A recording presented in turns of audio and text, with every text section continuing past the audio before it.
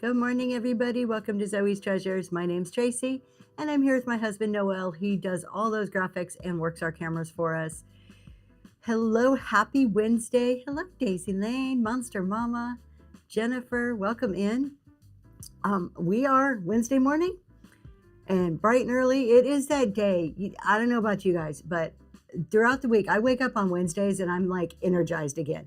Tuesdays, I'm down. Like Monday and Tuesday, I'm like, oh man, I got to get going. By Wednesday, I'm energized, and then I don't know, it's like I guess the weekend is in sight, so I'm like roaring to go. And this Saturday, here in Pennsylvania, so we're just hello, happy Wednesday. We're just starting to get supposedly warmer weather. I don't know, the weather has gone crazy for the last 2 days. It is freezing cold today, but it's supposed to be getting warm. And our markets start up, so like the flea markets, the garage sales, all of that. So there is one pretty local to me that last year I only went to once, but they have it every Saturday from starting this Saturday all the way through mid-October. So I'm super excited. It's good morning, Mystery Labs. It's going to that market is going to be part of my sourcing strategy. Since I didn't do that last year, I'm going to try to mix that in to see if that helps with sourcing this year. So I'm kind of excited that Saturday is my first day to go. I'll be up there bright and early at 7:30 in the morning to see what goodies I can find. What is going on with all of you? I do have a couple of topics to talk about. Nothing major. So as always, seller support, just chat, anything on your mind, anything you want to talk about, let me know. Any questions you have. I'm going to get all of these words off of here. Okay. I do have 10 items in the auction tab, like I usually do for the show, and I'll run through and do those pre-bids in a little while. We do have some giveaways. Let me get a giveaway going, actually. We are doing CEO affirmation cards for our giveaways. That first one is up and running. And CEO challenge kicked off last night. Anybody in here, throw an emoji in if you saw any of the CEO challenge last night. It was so good. If you check the show notes, everybody who's participating, a Monster Mama, thank you. Everybody who's participating in the CEO challenge, I have in the show notes, and I will be having them in my notes throughout the course of the challenge. So you can go and check them out. Daisy Lane, yep, I saw you in there last night in different shows. So you can go check out all of these people. They do the challenge for what they're doing as part of like the Raid Train challenge is just on Tuesday nights. And then they're working on their challenge throughout the week, but in their normal shows. So while it's called a challenge, it's not like some of the challenges that you see where you have to use somebody else's logo every single day for, 30 days or something. It's not like that. They're doing their own shows and kind of working on their business and their challenge throughout their own shows. So they can, good morning, Forgotten Memories. They can still sell, make their money, do their normal thing in their business hopefully without a lot of interruption, because that's not what the goal is. The goal is to build the business. So it's pretty cool. If you want to see bits and pieces, we're going to be uploading like shorts of that to our YouTube, Facebook, and Instagram. So you can always follow us on our socials to see some of the shorts.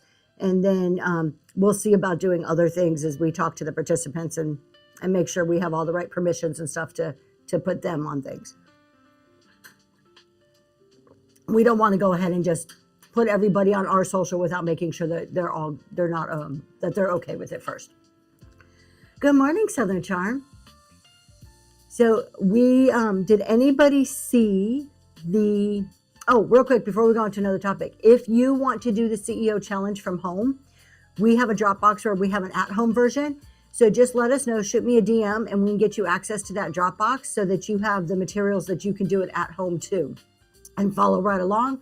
So then you can pick your metrics and all the different things and practice all the same challenges. And I thought it was really cool. One of the things that kind of dawned on me last night, it was just kind of like as I was talking, it kind of came to me, is if you're following along at home and you see a participant on the challenge doing something, you may make a new friend. You may be like, oh, this person is trying to increase the repeat buyer percentage. Well, that's something that's important to me. You may find somebody that you could start talking to and bouncing ideas off of, through DMs. I thought that was kind of neat. It's just a good way to connect with somebody else who's doing the exact same thing you are, or maybe having the same struggle, and trying to figure out how to make it better. I do this quite often with I Love Discounts, Lysandra from I Love Discounts. We frequently will message back and forth about different business ideas or things we may be struggling with, or, hey, I had this idea. Is this totally crazy idea, or what do you think? So it's always good to have somebody like that, and somebody other than just your spouse or your business partner, because as much as I love my husband, every time I come to him with an idea, he goes, oh, no. So it's good to have somebody objective and outside of the mix to give you some good, honest feedback sometimes. Did anybody, we had a show last night. Did you? Oh, yay. I'm so excited to hear that Forgotten Memories. That is so awesome. I know, that's my husband right there. Not another idea. Good morning, Tober. I really think through the CEO Challenge, but it's like anything else. It's not the CEO Challenge in itself. The CEO Challenge is just kind of bringing it to light. It is the focusing on something that changes it. So the CEO Challenge is just putting structure around focusing on something, on specific metrics or whatever.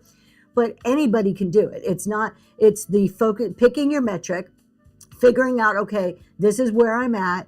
What are different ways that I can improve this metric? And you may have 4 or 5 different ideas on how to improve something. It doesn't mean all of them are going to work, but throughout the course of, a month or whatever time you give yourself, you're trying these different things to improve that metric. And you try something and you see a little bit of improvement and you're like, okay, cool. Now I know this really does affect it with my audience. And so then you keep putting that into practice and that metric improves. So it's not, as much as I would love to say, oh, people on the CEO Challenge, this is why they're so great. No, it's not necessarily the CEO Challenge. We're just providing a structure around already tried and true business concepts that have been out there for ages. That's kind of what it is. And then, turning it into the Raid Train entertainment type portion too, where we can invite everybody in along the journey. Did anybody see the email from Whatnot last night? There is another feature coming. I have yet to see it. So it started, the Woven Basket, it started last night, was the CEO Challenge. It will be on every Tuesday night. Who's going to get this giveaway? Southern Charm, you got that giveaway. Congratulations. Thanks for being here. Congratulations. So it started last night. We will, as soon as we get all the rest of the permissions, hopefully we can get that up, but we can't post it until we have everybody's permission. We will be putting shorts on our social media. So you can look on our social for shorts, but then you can join, you can come and see the rest of them. There's still 4 more episodes. So there's still 4 more Tuesday nights. You can check out mine, or if you go in the show notes, it's all the participants. They probably don't have them all scheduled yet, but mine are. So it's every Tuesday night. We start with me and then we do the Raid Train to the participants. Last night was the introduction. It was chat show format. Each participant got 15 minutes to tell you about themselves, their story, whatever they felt like they wanted to share with you, and then what their metric is. There will be, yes. So Sean, it's coming on our socials. We're just waiting before we can put it up there. Yep, yeah, exactly. So Forgotten Memories is one of the participants. The time that they go on every Tuesday changes a bit. It's usually going to be between like 6 and 8 in that ballpark somewhere every Tuesday night. So you may see their thumbnails go up and then the times adjust a little bit. Because basically the way we're doing it is every week I create a schedule, and then if people need to switch around their times, we're really flexible with it. But you can see it coming every Tuesday night. So last night was the introduction. They talked about the metric that they're focusing on this month, the operational challenge that they're focusing on this month, and anything else in their business, what their goals were, what they may be doing to fix these things in their business. And I want to clarify, there's nothing wrong with the participants. There's nothing wrong with their businesses. This whole challenge is about just taking wherever you are at. We had one participant who has had 8 shows, another participant who has been here just over a year. So there's a wide range of experience and they all sell different things, different just styles. So it's about meeting people where they're at, and they pick a metric that's important to them, that they want to push themselves on a little bit, or that they need to focus on to fix in their business. So it's not that anything's wrong. It's just like the rest of us normally in business. What is it that we want to improve? I'm currently working on my average order value. That's something I would like to see increase. So that's where my focus is right now. So that's what they're doing. And then we get to join them. We get to follow their journey for this month. So that's what they're doing. And if you want to do it at home, again, DM me. We'll get you access to the documents. We do have an at-home version for everybody if you just want to participate. And hopefully we will have episode 2 next quarter. So this is the first round of this. And then hopefully next quarter we can have 6 new people come on, and we'll do it all over again next quarter with different challenges. Got to keep it fresh. David Reseller, it will be coming to my social. Yes, we're just waiting to get all the proper permissions to get it posted. We won't post other people's shows like without their permission. So as soon as we get everybody's permission, we'll get it up there. However, coming to our socials is going to be shorts of my sections that I can post freely. So. All right, there was an email from Whatnot last night, you guys. Yesterday around 5:30, I got it. And if you want to see it, we're going to pull it up because there's a new feature. I haven't seen it on my phone yet. Let me open up and see if it rolled out this morning.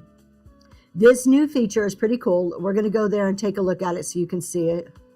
Oh, I can't work it. Can't figure it out on my phone at the moment. Let's pull it up. You can go to blog.teamwhatnot.com. If you didn't get the email, this is where you can always find those emails. So it's blog.teamwhatnot.com. This is different from their help. This is more about their news and what's happening on Whatnot. And if you scroll down, they have their product spotlight. So you can see it just came out yesterday, this latest release. And if we click into that, they have this new feature that's going to show your buy it now listings on your thumbnail. So as people are scrolling, it's right there. It says turn intent into action, live listings and buy it now. So basically what this is saying is while you're scrolling the shows, when you are live, if you have items in your bin while you're live, good morning, Trish, those bin items will be showing on your thumbnail in some way, shape, or form. Scroll down a little bit more. They actually have a picture of what it may look like. So I know the picture is a little small, but you can see the thumbnail. And then at the bottom of the thumbnail, they actually like put one of the bin listings in there. So if this was, I don't know who these people are. This is Whatnot's picture. But you can see Candy is on, that's the show. And then you can see that in their buy now, they have lemon heads for $2. This is pretty cool. I don't know if you guys are seeing this yet. They don't give a date. They just say that it's being tested and being rolled out. So how neat is this that this is going to be on our thumbnail? So this is, if any of you were here, I don't know what, maybe 7-8 months ago, we had live thumbnails that they have taken those away. So now they've come up with this feature. Thank you for showing that. I think that's pretty cool. So what does this mean to us? What for sellers, isn't that awesome? However, it's not awesome if you don't put anything in your bin. I'm not advocating that you have to put in the bin. I missed the live thumbnail too. I think it's going to be really cool. If you're a person who's doing a show and you have something in your bin, that's going to kind of give it, you can use it to draw somebody in. But if you do only random polls and you don't have something in your bin, nothing's going to be there. So I guess as a viewer, if I'm looking, again, I haven't seen it work yet. I'm only going by that brief little information that's on Whatnot. That's the only information I have. So, but it specifically says buy it now. It doesn't say any other terminology. But if you load your bin and you put a couple really cool things in there, I mean, this may draw people into your show. They could probably click right there. They could purchase things. They gave some statistics. Whatnot gave some statistics about there's like 40% increase in sales when you have stuff in your bins. Fine, you'll do some free listing. I actually have been getting away from bin as much for my Saturday shows. For this show, it's part of what I do for this show on Monday, Wednesdays. But my big Saturday shows, I've been trying to pull back from the bin and trying to sell off what I have. This may make me keep a couple items in the bin. I don't think you have to have it fully loaded, but as long as you have a couple of items that can pull into that thumbnail, I think that's pretty neat. So that's supposedly coming. I updated, as soon as I read it, I updated the app just to see if it would show up for me. I didn't see it yet, but I'm going to keep an eye on it. I don't know if we can control what items. I kind of doubt we can control what items show. Good morning, Lori. But even if we can't control it, I still think it's pretty cool. So just keep that in mind. It's another tool that's out there that we could try to use to our advantage in some way. Think about it. Even if you're a pre-lister, and you only put one item in your bin, as long as you have something there to pull in, right? Maybe you're putting your banger item in there. Good morning, Kat Daniels. So if you're even, or not a pre-lister, if you're a random person, maybe you're just putting one banger in your bin so it catches people's attention on what you're selling. It's kind of like Live Tile's a simple version of it. It's not really live, but it's kind of showing something's going on in your show. So if you haven't, I know we just saw a whole bunch of people come in. We are just talking about the product release from Whatnot. So if you haven't seen it, they're going to be putting bin items on your thumbnail, which is pretty cool. So check that out. You can always go to, I'll tell you again, blog.teamwhatnot.com right there if you want to see all of their latest product releases. This is if you're not getting the emails or the emails are going into your junk box, you can always check this out. So this is where we go frequently to see new product releases.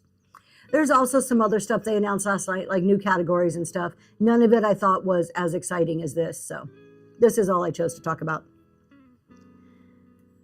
All right. Let's run another giveaway. Let's do another giveaway. What kind of questions do you have this morning? What is on your mind?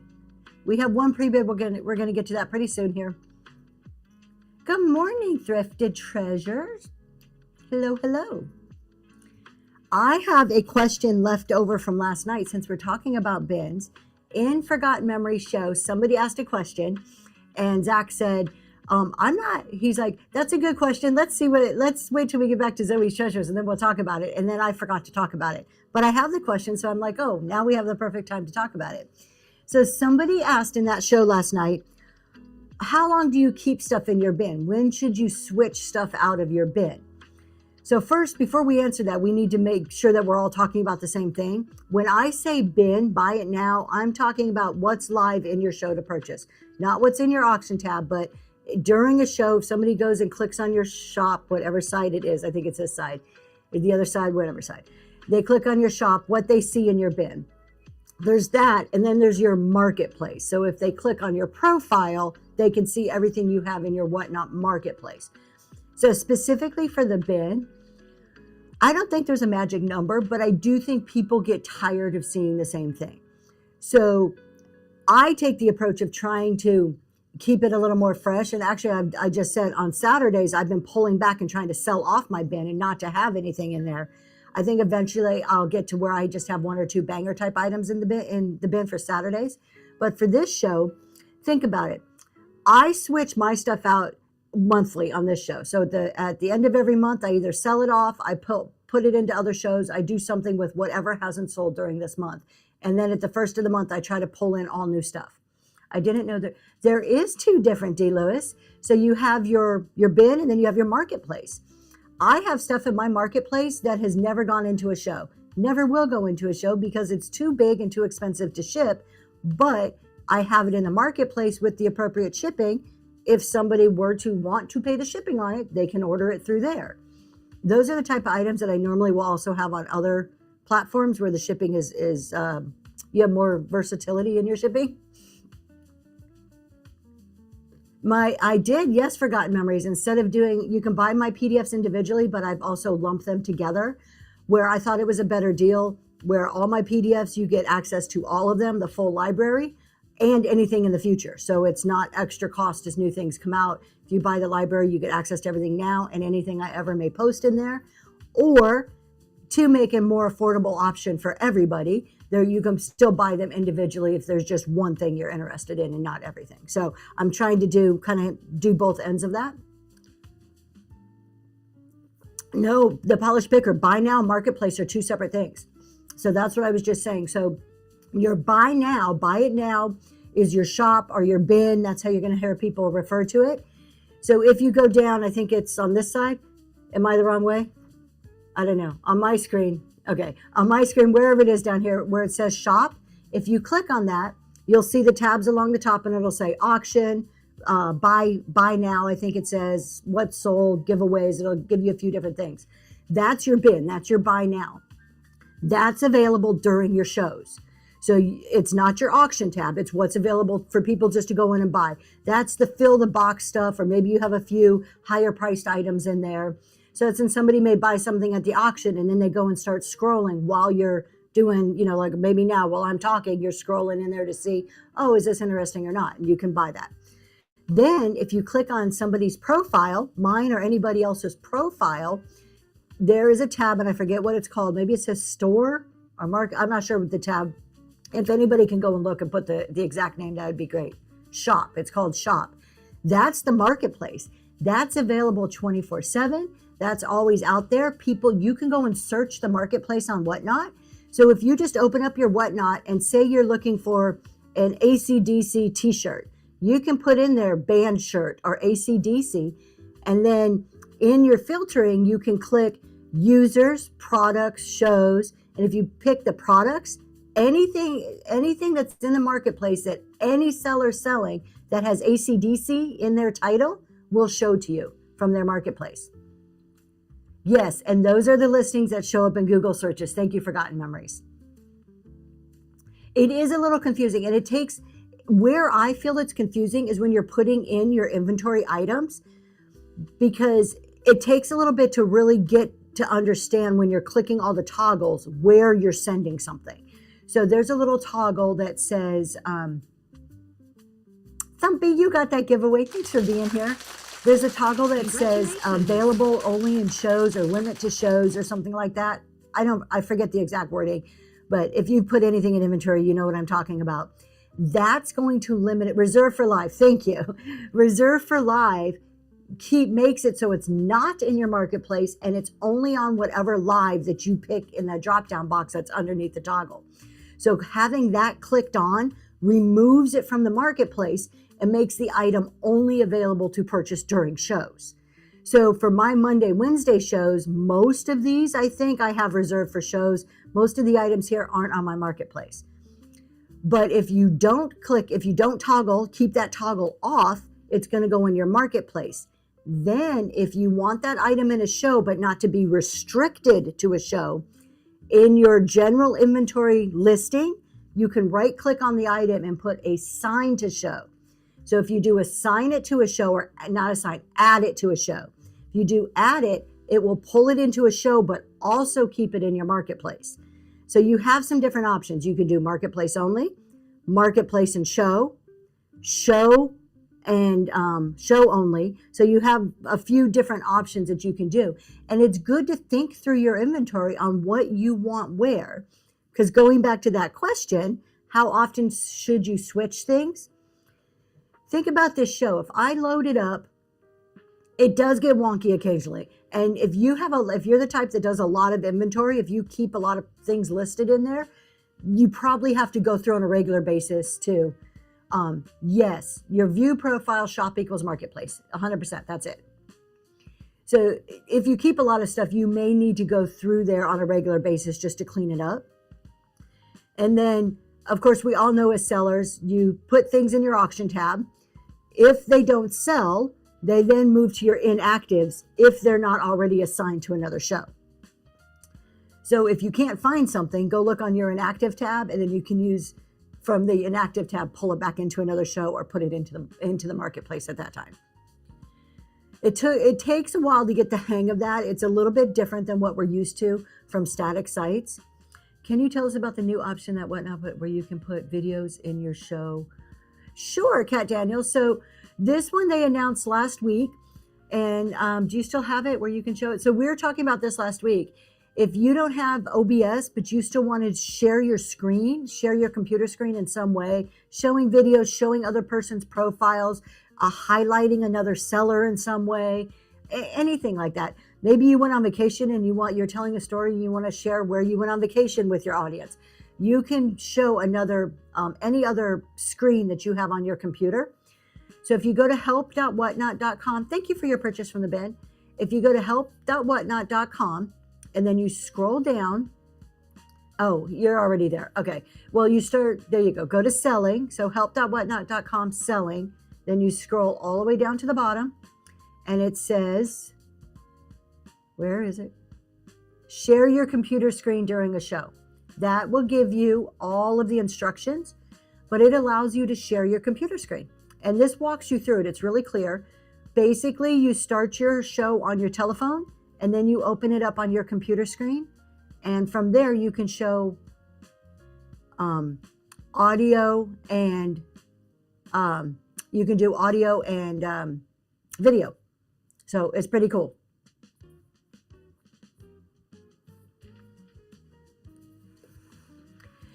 And Qtrade, to get a refund, you need to go to the order, wherever you ordered your item, and there is a get help with my order button. So on the order, there's a get help with my order option.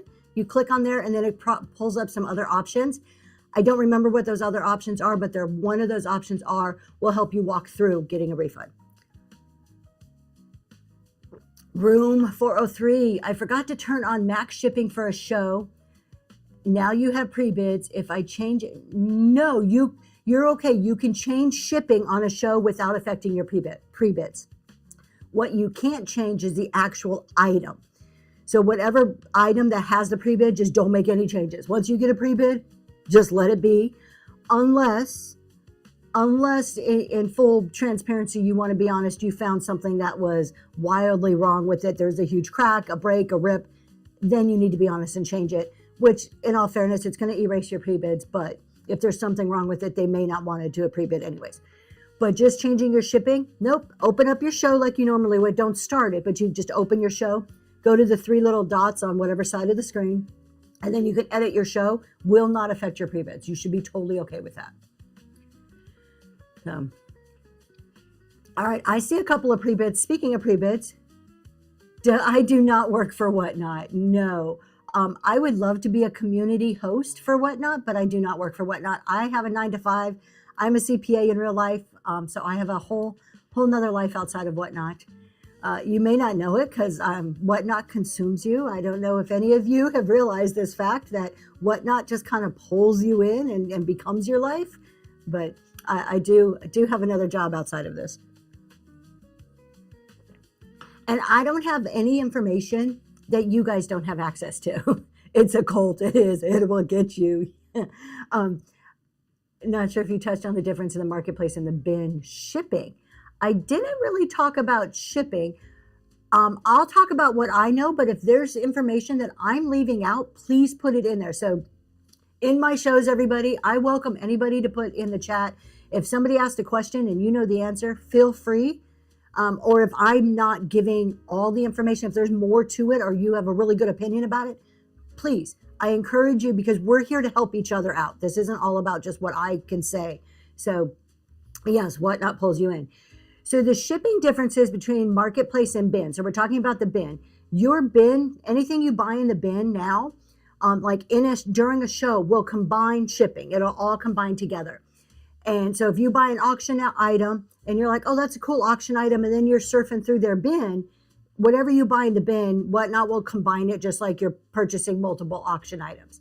So that combines shipping. And then if you go to their marketplace, I want to say it's within a certain time frame, like 2 hours. Please correct me if I'm wrong, anybody, and double check this information because I'm going by memory here. So this is iffy. If you purchase in their marketplace within a certain time frame after the show, it will bundle it also at the same time. Also, if you go into somebody's show ahead of time, so let's say for my next Monday show, Robin, so the bin is what you see in the show. The marketplace, if you click on somebody's name, so if you were to click on Zoe's Treasures right now, you will see, and you go to my profile. When you're on somebody's profile, there is a shop. There's some tabs along the bottom. One of them says shop. That's the marketplace. Those are items that are static listings. They operate just like your traditional static listing sites. They're available 24/7. There are marketplaces that are always there. Then as sellers, we have the option to bring those items into our shows if we want. Or we have the option just to have it at a show and not to have it in the marketplace. So as a seller, you have some different ways that you can just display your items or put them out there for sale. Are you allowed to reserve items in the bin for people to purchase? You can, but it doesn't really limit it just to one person. There's no way to limit it to one person. What I think, oh, my husband wants to talk. Go ahead, honey. You want the stage? But if you're going to take the stage, you have to put yourself in the bubble. That's the rule. So, Robin, I'm going to use you as an example. Here we go. Oh, look at If you this. go to the profile of Robin and you scroll down to where these tabs are right here on the top, it says shop, shows, and reviews. If you click on shop, that's going to show you what Robin Relics has available in the marketplace. If you're in a show, which is totally different, if you go to the side Whatever where it size. says shop, that is going to be your buy it now, your Yep. bin. And sometimes in the marketplace, if there's an item that a seller has in their marketplace, but they've also assigned it to a show, there will be a little tag on it that says reserved for show or listed in show or something. There'll be like a little, I think it's green when I look at it, it's green, that where you can see that, oh, hey, this item's in their marketplace, but they have it as part of an upcoming show. If that's the case, you can click on it and bid on it from there or buy it from there, and it becomes part of that show revenue. It shows up in the show so that when you go to the show, it bundles in your other purchases. Veteran Thrifter, no, you cannot. If you put it in there, it's available for the public. You can let the your buyer who's interested in the item know ahead of time that you're gonna put the listing in there. That way they know and they keep an eye on it. But if they miss it and someone else purchases it, it's gone. Yep. What people will do, what they will normally do when they want to reserve it for somebody, is they'll put their name on it. So if I were to reserve something for a veteran thrifter, I would actually change the title of that item to for veteran thrifter only. Normally that keeps other people from buying it. Most of us will just see that and respect that out of general courtesy. But it doesn't stop us if we were to go in and buy it. It's just us being kind people. That's Night Wild Blossoms. Very good. You can put their name on it and put it in a private show. I like that. Then they can only, and if you assign it to the show, it only shows up in the private show, then they can only buy it. That is a good way to make it solely for one person. But I gotta also, sneeze. if you put it in a private show, make sure that you share that show with the interested party. Because if you don't do that, what happens is it's in a private show, but nobody can access it but you. And then I put a picture of flowers instead of the item. Oh, I like that Molly Young artist too. So then people don't see what it is and they're like, I don't even know what this is. That's really good. Thank you. I was trying to cover up the microphone. I'm sorry if that was loud. Thank you very much. And I see your question about shipping. So we'll talk about that in just 1 second. I want one more thing on trying to get a item just for one person.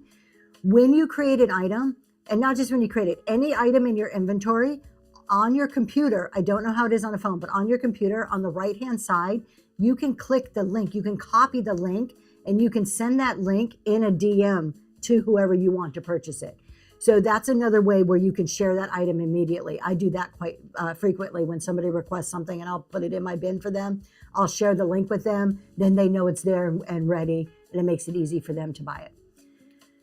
Does the shipping profile stay the same for your marketplace, Kristen? I'm guessing that's what you're asking for the marketplace.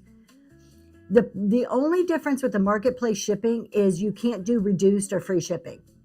So whatever weight you put on the item, Whatnot's going to calculate it just straight up based on the weight of the item that you list in your marketplace. So here, if you were to buy my PDFs here, it's $4.50 today. Fridays, I do free shipping. So if you buy PDFs on Fridays, you won't be charged the extra 78 cents because I still have to mail you something. You still get like a postcard in the mail, so you won't have to pay that. But if you were to buy it out of my marketplace, you're going to pay whatever the full rate of shipping is. Yeah, and it changes obviously based on where you're located. So I'm in Pennsylvania, shipping to California costs more than shipping to Virginia. So it's not you, Molly, you would be surprised. I mean, I think people go in bins more often than we think. So yeah, if you do max shipping flat rate, that doesn't apply to anything in your marketplace. So make sure, this is one of the things we need to keep in mind, is to make sure that if we have something in our marketplace, that our weights are correct, particularly if you're a seller who doesn't want to pay for any shipping. So when I'm doing like this show, everything is 8 to 11 ounces, unless it's obviously less. I try to market less. If I put this into my marketplace and it's really a pound, I'm paying the rest of that, right?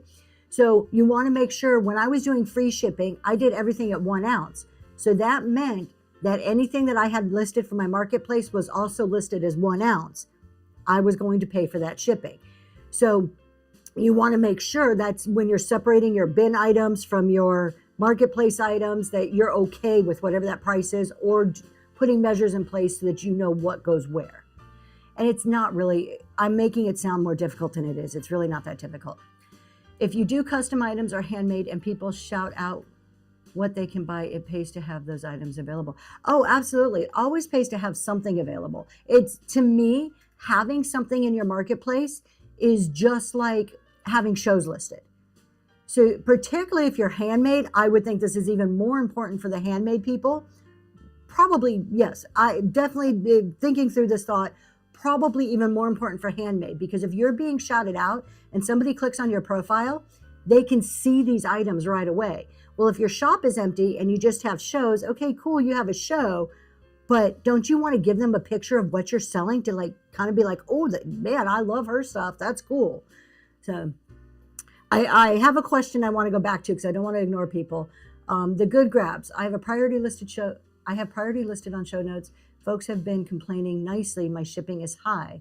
Is flat rate a better choice? Okay, so let's just talk about shipping. I think I can answer both questions in one thing here. I was going to go to the pre-bids, wasn't I? All right, let's do this. We're going to do pre-bids so I don't keep everybody waiting, and then we're going to talk shipping. There's a question about shipping rules and about shipping prices. So we're going to talk about that in just a second.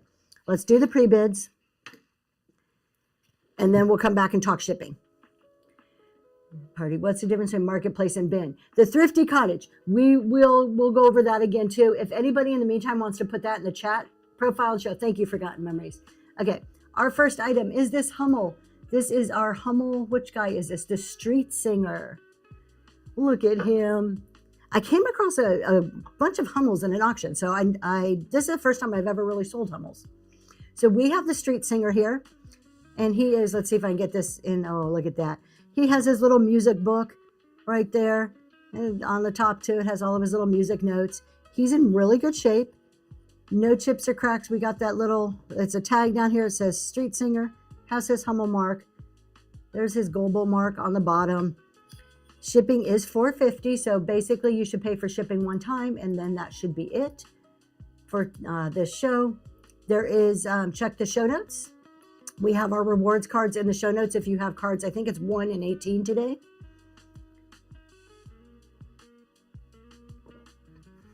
Thank you for your bids. Wild Blossoms, that is going to you. Thank you so much. Thank you. Next up is our owl. For those of you who like owls, I'm a big fan of owls. They remind me of my grandma. She collected owls. So we have an owl napkin holder, mail holder, ephemera holder, whatever you want to put in there. It is a ceramic piece. It does say Japan down there, so it's made in Japan. You see it is ceramic. Good shape, no chips or cracks on it. And that is running right now. Little beady eyes going on. It is cute, isn't it? You should get this, and this is what all of Tim's mail needs to go into. It should sit right on his desk. Your Nana, thank you so much. That is heading your way. I appreciate that. Thank you. And then we have a creamer. We're just going to go through all the pre-bids really quick here. We never have a whole lot to do at one time. We have this creamer. You guys, don't let me forget. I got to tell you about a creamer show I'm doing. It's not a normal creamer show. We have this one. What is that? Is that an iris? I don't know. I don't know my flowers, but there's a big pretty flower on there. The other side has just a little thing, little flower. And then look at the top. Look how funky that top is. That is so unique. This is porcelain. Let's see. Bavaria. It says Bavaria there on the bottom. And that is going to run right now 3.5 inches tall. A lily. Thank you. That is a lily. I do not know my flowers at all. Thank you for your purchases from the bin. I appreciate that. A monster, Mama. That is going to you. Congratulations. And On its Which way do you? Now I have 2 Hummels. This is one of 2. That the other one's in the bin that actually come with the box and all the paperwork. So it has the original box. Inside the box is like all the cushion stuff and the paperwork that came with it. So this little girl comes with her box. And I didn't know what she was called because she doesn't have a tag that's, oh, maybe she does. It's in German. Wait, no. A sweet offering. It is called a sweet offering. So it's a little girl with her flowers, and she comes with all of her paperwork in original box. If you're a collector, that may matter. And she's running right now. She is so cute. And if you do collect and the box stuff is important, there is one more in the bin that has the box. Martha 5555. Did I say the right number of 5s? Thank you so much. That is heading to you. I appreciate that. And our last one for right now, we may do more later, is this little box here. This is the brass and enamel. I would use this kind of like a pill box. It's about that size. You can see by the size of my hand. And it opens up, and it is your brass and enamel. And that's the top and the front. And it's pretty shallow. So like it sits that high. To me, it's a perfect little pill box. But the lid does come off easily. There are 4 5s. There you go, 4 5s. Thank you. I think this is a really pretty one. I like the design on this. And the good grabs. Thank you so much. That is heading to you. All right, let's talk some shipping, you guys. I normally don't do a lot of shipping talk. We're going to do another giveaway, but let's talk shipping here. Thank you guys so much for your purchases. I appreciate it. So shipping. And I'm not sure what you mean by shipping rules, but let's start there in shipping prices. So when we set up our shipping, anybody who's a seller here knows that you can do the whatnot buyer pays all shipping. So your buyer pays everything. You can do reduced or max. Those are the same. They're interchangeable words. They mean the same thing. That means that we will set a price that the buyer pays no more than X dollars, and then the seller picks up anything over that price. Then we have seller pays all or free shipping. So when the seller pays for all of your shipping. So buyer pays all, reduced, or free shipping. No matter which one you pick, it shows on the bottom of the screen to the buyers. Unless you are putting a weight in that's very excessive, your prices shouldn't be too expensive. If your buyers are complaining, I would check your weights. Just make sure that it's not a 1 pound item that you're charging. Well, even if you did flat rate, it's still going to be $9.21. So maybe it's not you're not trying to sell a card for $9.21 shipping, because obviously this fits into an envelope. It'd be 78-cent shipping. So that I can see somebody complaining about. The other thing is, if you do custom profiles, that may be, check that out for the person who asked about the shipping prices or saying that people are complaining. If you do custom profiles, okay, thank you. She said she did priority. That can get expensive. If you're just doing priority and they're weighty items, they're over 5 pounds, it could get expensive, but it's still priority up to 5 pounds is going to be $9.21. So it depends what the item is that you're selling. That would be my thinking. So up to 15 ounces or up to, under a pound is ground. It's always ground. We'll never go priority. It is regular USPS ground mail. That's under a pound. 1 to 5 pounds will go priority mail, $9.21. So up to 5 pounds, it is $9.21 per the agreement Whatnot has with USPS. That is the cheapest shipping out of all the platforms. So if a buyer's complaining, that buyer has not shopped on other platforms and doesn't understand the shipping. Do you know what the newer sellers need to hit dollar amount or item sold to have the $9.21? I do not, Molly. I wish I did. I have yet to hear a definitive answer. Even from some of the community hosts, I have not heard. So I don't know if it's a set dollar number, a set items, a combination of different variables. I'm sorry. I wish I could give you that information. Yeah.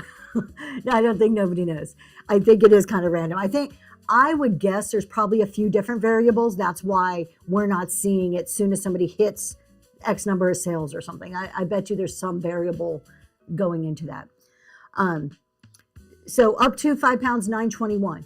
After 5 pounds, depending on what your settings are. If you have flat rate turned on, up to 70 pounds in will stay at $9.21.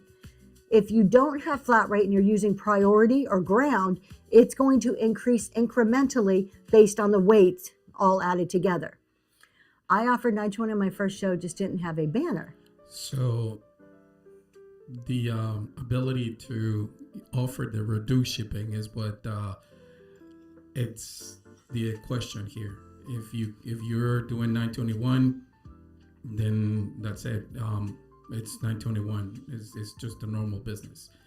But for newer sellers, if you try to do reduced shipping or even free shipping, that is a restriction that Whatnot has put in place. They probably, I'm guessing, I haven't heard from a business perspective, they probably had a lot of issues.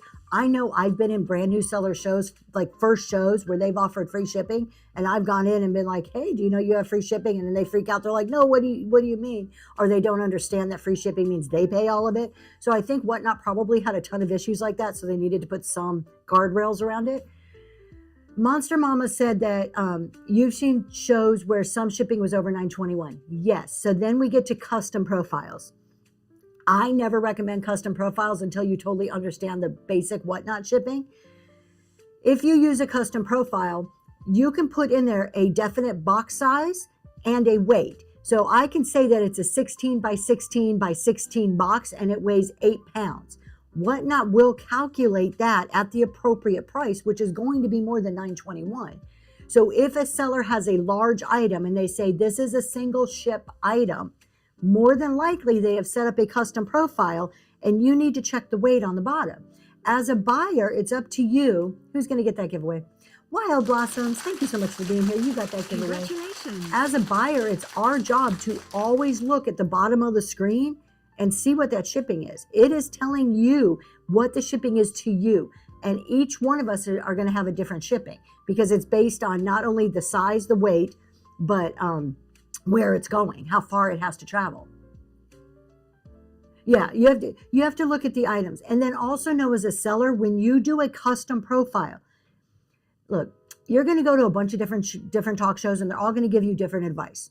I'm not going to tell you how to do your shipping, but what I would recommend is understand the basic Whatnot shipping first. It is a pretty darn good system. Whatnot has it figured out. If you just put in the proper weight of your items when you list your items, including however the material is that you need to pack it, then Whatnot's going to do the bundling, going to add that all up, and you don't need to worry about it. Once you do a custom profile, that custom profile will not bundle with anything else. So if you do, I'm going to do a priority box with 3 items in it, and they buy 4 items, guess what? They're paying shipping on the first box and the second box. It will not bundle. So you need to keep that in mind. Part of the advantage of shopping here on Whatnot is the bundling feature for the buyers. The Thrifty Cottage, that logging onto your husband's account it has the same address as you have. So the shipping is going to be a little bit different than if it's going to a different location that is further away from where you're located. So if you really want to know, most of the sellers that I've seen, what they do is they ask the audience, what do you see for shipping? Mm-hmm. And some of the audience just reply and say, this is what I see on my end. That way they can make the appropriate decision as to where to adjust. Yeah. I don't ever worry about shipping unless for some reason I set up a custom profile. And you know what? If I set up a custom profile, it is what it is on shipping. If you go to my marketplace right now, I have a big old lamp in there. Big old huge MCM wooden duck lamp in there. I've put the right box size and the right weight. It is what it is. If you want the lamp bad enough, you're going to pay the shipping for it. If not, okay. So I can't control the shipping cost, but I do know what the size of the box and the weight is, and then Whatnot's going to do the rest. If somebody wants something bad enough, they will pay the shipping for it. They will, no matter how much the shipping is. And as proof of this, I sell on another app. We sell Scrabble tiles on another app. Do you know how many Scrabble tiles, individual, one tile that we send to the UK? They buy one tile for 30 cents and they pay $25 in shipping to send one Scrabble tile to the UK. It happens to us almost every single week. people will pay the shipping for what they want. Now, having said that, as sellers, shipping becomes important. It is nuts. I don't understand why they do it. It's like, do they not have Scrabble tiles in the UK? Maybe not. I don't know. But we get orders weekly for them. That's actually the part of the business my daughter runs. So she's 15, that's Zoe, and that's her part of the business. She does all the customer service, all the packaging, keeps the inventory, does all of that. It teaches her some good skills. And then she gets some money at the end of the month for it. You do like the free boxes, yes. But the trouble setting my flat rate boxes as bundles. I have vintage book shows, but have trouble setting flat rate boxes as bundles. Christy, you may want to look into a custom profile then, and having so many books per box, depending on the size of the books. I don't know if they're relatively the same size. I just don't like the, I shy away from custom bundles. I think Whatnot has a really good system in the way it is. But as sellers, what if we can trade Scrabble tiles? Maybe that would be good. Then I can actually sell something. And I could sell a marmalade jar for more than I could sell a Scrabble tile for. 8 miles. Oh my goodness. Oh, I'm glad you had fun. As sellers, we want to think about shipping in the sense of not so much how it costs, because we can't control the cost. However, we do control whether we're going to do buyer pays all, reduce shipping.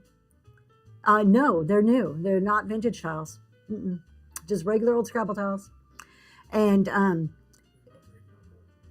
regular old, no, I guess they're not old. They're regular Scrabble tiles. So we control if buyer pays all, reduced, or free shipping. So we control that. But we also control the items that we offer when we're doing those type of shipping shows.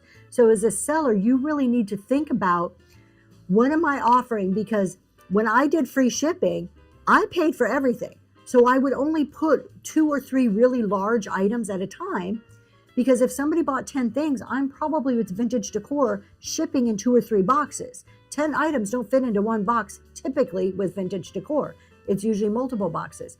So you want to think about the size of your items in comparison to the shipping that you're offering when you're paying for it.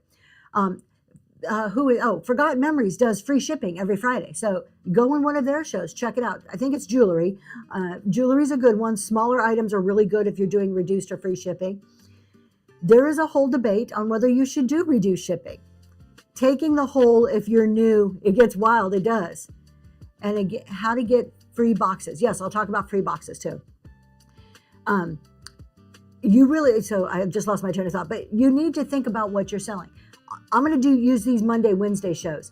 I very strategically put in the items on these shows. Shipping is $4.50.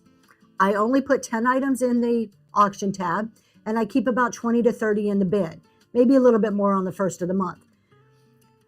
Most of the time, my shipping doesn't exceed that $4.50. They're small items. It's during the week. It's easy for me to ship. I can handle it in just an hour or something on after this show. I can go and get everything shipped. I very strategically pick the items for this show. Then on my Saturday shows, when I do $4.50 shipping, I'm very careful about the size of the items also. I do put bigger things, but I'm not going to put 10 huge things. I may limit it to 3 or 4 huge things and spread them out over multiple shows. Christy, I believe there's going to be a workshop about that at the Austin Summit. There is. So you can walk in the PO. Yes. So you get your free boxes from USPS.com. You can go and get all your priority mail. We be flipping. You got that giveaway. Thanks for being here. You can get all your priority mail boxes free from USPS. I am going to talk a little bit about shipping supplies. There's two things I want to talk about shipping supplies that I hear as bad advice on many other shows. I've said something in some of the other shows, but it gets to a point where you just come across as Whatnot police, so I shut my mouth and walk away. Yeah, I can't wait for Austin to get to meet everybody. Hello, Ladies E-Vintage. Yes, that's it too. Boxes from your purchases. Recycle your boxes. Check them as long as they're still structurally sound. Recycle your boxes. I keep a big old pile in my shipping area, and I try to use those first before I use anything else. Good morning. If you are a seller on Poshmark, there are USPS Ground Advantage boxes. Those are not for Whatnot shipping. I don't care what anybody says. Those are a special deal that Poshmark has made with USPS to be used for your sales on Poshmark. It does not mean that you can go as a Whatnot seller, order those, and use them in your Whatnot sales. You are misusing USPS supplies if you do that.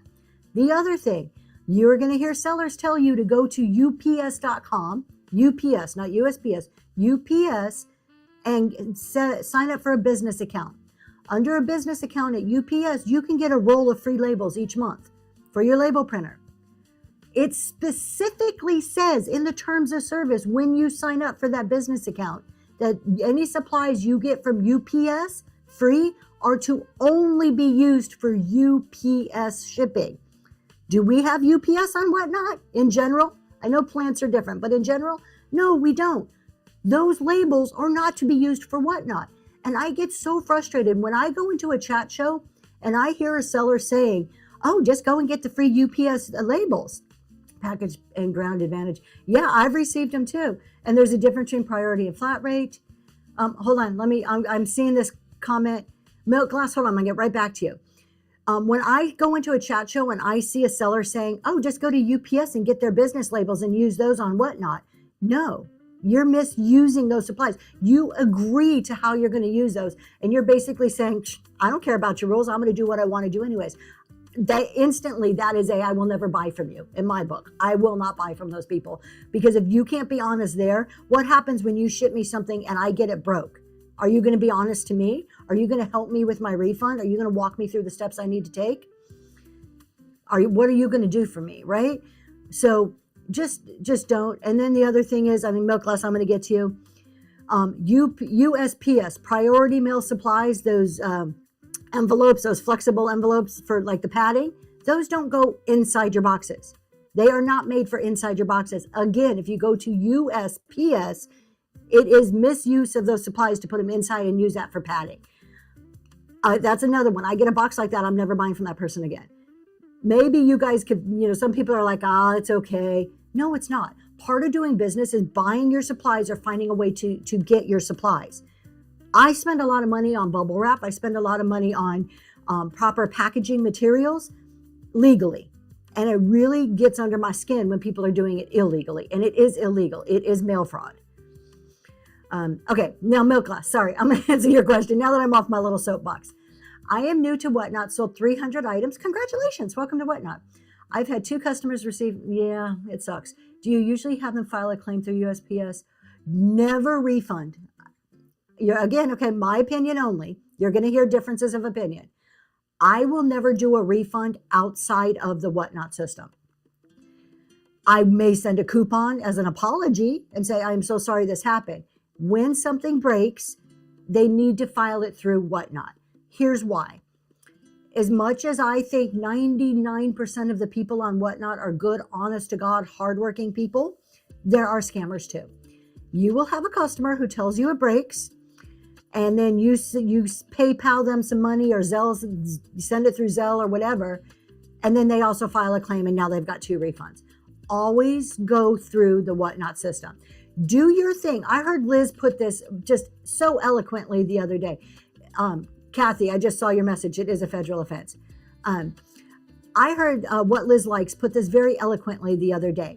When a buyer gets a broken item, you apologize, whether you broke it or not, because it sucks. Put yourself in the buyer's shoes.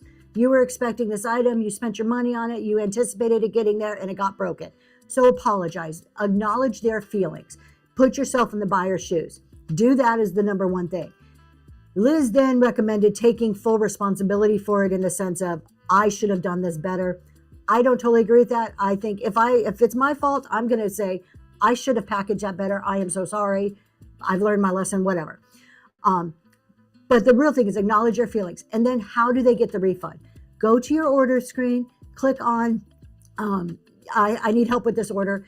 Please put in for a refund through Whatnot. So, hopefully, I think I just got off on a bunny trail there, but.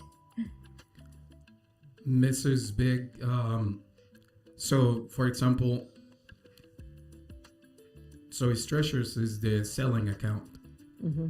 So his Tmod is my account that I utilize as a moderator. You can have 2 accounts. One can be the selling account. The other one can be a different account that you can utilize as part of a team. There is an article on help.whatnot.com about how to utilize teams. You can enable this extra account to be part of your team, and they can be associated with a different type of permission. You have the main account would be the owner. The secondary account could be a seller. It could be, there's 3 or 4 different types of accounts that you can give permissions to, and then they can help you, and they can do the selling as well. They have access to the owner account, and my suggestion is go read the help.whatnot.com on that regard, on how to utilize teams for Whatnot. Yep. And Molly, please don't ever apologize. I love that you guys ask questions. Please keep asking all the questions that come to your mind. Please, please, please. Milk Glass says, so do a refund and approve it as long as they return the item. So that depends. So there's 2 different things happening when somebody requests a refund. There's those of us that are in the customer service program, and then there's people that are not. Either way, it doesn't matter. Either way, for the buyer, they have to go through Whatnot, request the refund. If it's in the customer service, if it's like somebody for me requesting a refund, they go to Whatnot, they request it. Whatnot immediately sends that request to me, shows up in my little customer service tab that I have. When I get that, if there's a picture attached, any information, that all comes to me. I then, as a seller, have the ability to respond and say, oh, I'm so sorry that's broke. Can you show me a picture of this? And then somebody made a comment, it might have been Molly, made a comment about the AI picture. So they'll send a picture, I look at it, then I have the choice to just give them a refund, give them a partial refund, or ask for the item to be returned and then refund it. That's my choices to have. Or if I really feel they're scamming, I can't outright deny it. Whatnot took that ability away from us. But if I really felt that like this is a scammer, this is not good because they're using an AI photo, which is really, really becoming more prevalent, I can say, can you actually send me a photo of you holding the item? I can ask for more information. It is very legit as long as I'm being polite and doing my thing. Liz also said this the other day. Remember, any correspondence you have in this could be proof of something later on. Make sure that you are being as professional as you possibly can be. Don't ever make yourself look bad in the future, right? So you can ask, can you hold it? Let me see a picture of it if you think it's AI. Then if you want it returned before the refund, you can request that. Me, it's a judgment call. If I feel you're scamming me, 100% I'm always going to ask it for it to be returned. I've asked for broken items to be returned when I felt that it was not on the up and up. If I see it's clearly broken, you've sent me a picture of the box, our communication is feeling normal and natural, like I'm not getting any weird feelings from it, I'm going to be like, here's your money. Don't worry about it. Take the money. You also got to consider what's the price of the item, because the seller pays for the shipping label to come back. So if I sold a $5 item that broke, do I want to then pay another $5 to get it back? How much can I resell it for? You know, all those things. So it's a judgment call on your side if you want the item back or not. And I just kind of go by feel for me. My first thing is, well, can I resell it? What's really wrong? And the time, absolutely. The time is money. So you've got to figure out what works best for you in that system. So It's a big, are you still here? Throw a yes in the chat if you're still here. Milk Glass, it does hurt your rates. It does. And you know what? But that's part of being a seller. Just accept it now. If any of you are selling and have not had a return, wonderful. It will happen at some point in your journey. It will happen at some point in your Whatnot career. Having things broken, having people want to return things is part of the business, part of being a reseller. Yes, it does hurt us. When we cancel an order, if we cancel, Whatnot just came out with the new rules, we are charged. We're hit in our pocketbook for canceling orders, which I think is a wonderful thing. It kind of sucks for those of us that cancel, like we accidentally break something, but you know what? I need to be more careful, right? And those of us that are honest, it shouldn't hurt very often. When a customer asked for a refund on a broken thing, it goes into your defect rate. So you will see that in your account health. The way to fix that, one, is on the front end. Anytime something breaks for a customer, when I send it to somebody, I start evaluating a couple of things. Did I pack it correctly? Is there something I need to fix? We have to be honest with ourselves. Could I have used a bigger box? Could I have used more bubble wrap? Did I allow the proper spacing between the edges of the item and the outside of the box? Should I have double boxed that? Take it as a learning experience. If you do all that reflection and you're like, you know what, I really think I packed this okay and it wasn't me, then it's a USPS problem. You move on with it. But you have to look and see if sometimes it could be you. Sometimes the problem is you didn't do something correctly. If Whatnot reimburses you, hold on. I'm going to get to your question. My husband wants to do something really quick. What are we doing here? All right. For those of you who do not know, and to answer a little bit Thank you so more much, John. fully the question, here you go. You go to help.whatnot.com, and then on the search, you put in teams. The very first article, it says manage your team with team permissions.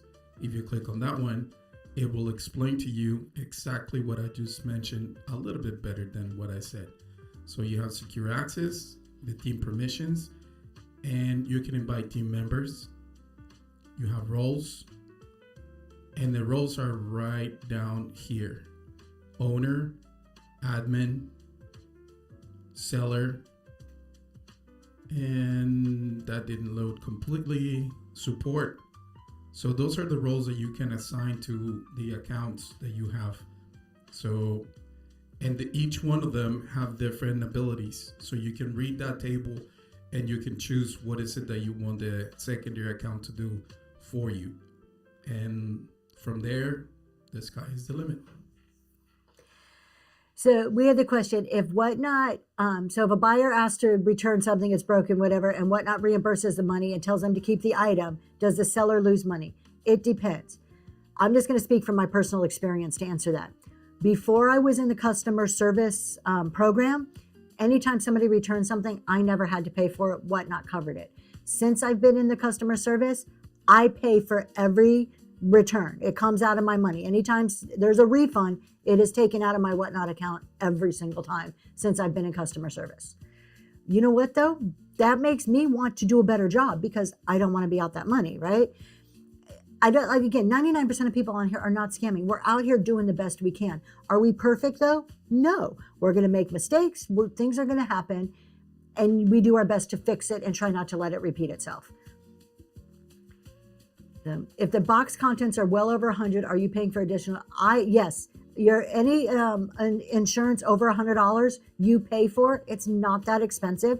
I will always pay for a insurance if it's over $100, because if that box goes missing, broken, whatever it may be, you will only get reimbursed up to the 100.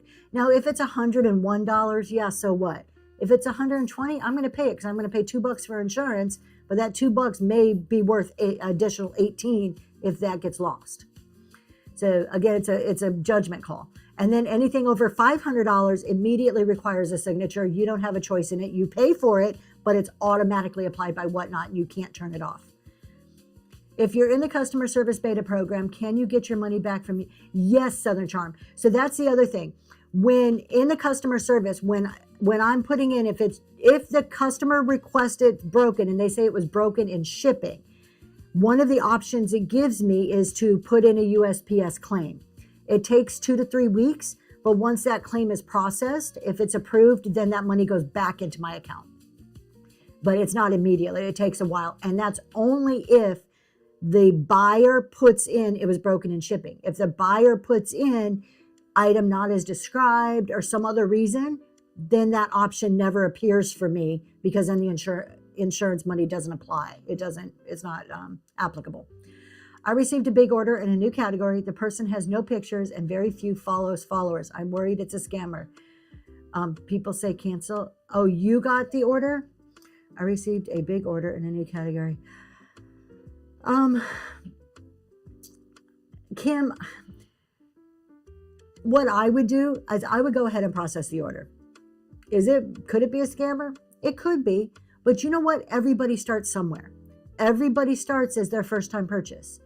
And I don't know that. I try to go from the viewpoint that everybody is honest first, You burned me. I'm going to remember that you burned me, but I would ship the order. If you cancel, that's on you. That goes against you as a seller for canceling. And you have to pay either $3 or 3%, whatever the greater amount is on that cancellation. I never cancel an order on my side as a seller unless it's my mistake. I sold an item that I cannot locate. I broke it when I was shipping it. I noticed something super wrong with it that I didn't disclose. I didn't know ahead of time. Things like that. If it's my mistake, I will cancel the order. Other than that, I'm not canceling it on my side. It has to be handled from the buyer side. How do you know what the buyer said was wrong? I got my first one. I only know because my 100 rating dropped to 90. Clicked in and opened the order. Sometimes you don't. If you're not in the customer service, you don't sometimes. You have no idea, which is the downside of having Whatnot handle it. Because then you can't request more pictures. But even think about this, the Bird Theory, even in the customer service beta, who's going to win that giveaway? The Bird Theory, congratulations. Even being in the customer service, I can't deny a claim. I can't say, no, you're a scammer. I can't. I have no ability to do that. All I can do is ask for more pictures. And then if there really is an issue, I can escalate it to Whatnot. 9 out of 10 times, I think Whatnot's going to side with the buyer. I wish Whatnot would send pictures too, because I've gotten pictures of things that have broken. And I'm like, I don't necessarily think it was AI, but pictures that make you question that you're like, really? There's just things that don't add up sometimes. I've gotten pictures like that. I've had a buyer one time tried to ask for a refund, and they showed the box that was open and the packing was green packing. I have never in my life used green packing. And so I immediately was able to reply because I'm in charge of my refunds, right? I was immediately able to say, hey, can you show me the item? Because I don't use green packing. I think maybe you have the wrong seller. Never heard from them again. It just went away because it obviously wasn't my stuff. Had I not been in the customer service, had that been Whatnot, Whatnot wouldn't have known that I don't use green packing. Whatnot would have just given them their money back. So there is benefits to being in the customer service. What do you do when the order comes postage due? So Leslie, that's up to you. If you pay the postage due, you can get a refund from Whatnot. However, they refund you in credits, Whatnot credits. They don't refund the cash that you paid out. So you can. I would, first of all, immediately message the seller. Any issue you have, any issue, the first thing you should do is message the seller politely. Hey, this is what's happening. Because the seller may not know. It refunds your account. Oh, does it? That's awesome, the Bird Theory. Maybe they've changed that. It used to just be credits. Maybe there's been enough complaints where they've changed that. I have thankfully never had a package come to me with postage due every week. It's really bad. And the Bird Theory, you know why this happens? I'm going to tell you why this happens. Okay, if you don't get a response, then go to Whatnot. I would always message the seller. But you know what? If a seller doesn't respond to you, you did your duty. You messaged them. You tried to do the right thing. Go straight to Whatnot then. You're going to have to eventually go to Whatnot anyways. It's a courtesy to go to the seller. Diana, on that item that you, the seller is requesting you to send back, contact Whatnot, let them know that the seller is requesting the item back, and let them handle it on that end. Yes. Yeah. Never, just don't. If Whatnot doesn't ask for you to send it back and the seller's not in the customer service program, you don't have to send it back because we are required to comply with Whatnot as sellers. I want to talk about why there's postage due. Y'all, I'm never going to call out somebody by name, but I am going to talk about sellers doing the wrong thing here. The reason why there's postage due, if you ever get a package and it says postage due, is because the box size or the weight has not been appropriately changed. There it is, not changing box dimensions. Good morning, I love discounts. Good morning. As a seller, when I go to ship, no matter what I put in on the front end for the weight, my job as a seller is to put everything in that box, get it all ready, and put it on a scale and weigh it. And then I need to change the weight for the label. Okay? That is my job with every single package. I also, if the box is greater than 12 by 12 by 12 in its dimensions, I must change the box sizes. It tells us that in terms of service. Whatnot terms of service, if you go and look under shipping, explicitly says it is our job to change the weight and the dimensions. It tells us that's what we need to do. There is a whole group of larger sellers out there selling you information and telling you in their talk shows that you do not need to change the boxes. They are wrong. Flat out, they are wrong. We can all see it for ourselves by going to terms of service. When they don't change the box sizes and it gets caught by the post office, you as the buyer has to pay that shipping. Why do they do it then? You're like, okay, well then, but why are they doing it? They're successful. They've got all these followers. They make all this money. You know why? Because they're shipping out so many packages each week that if they lose one or two buyers due to postage, it doesn't hurt them.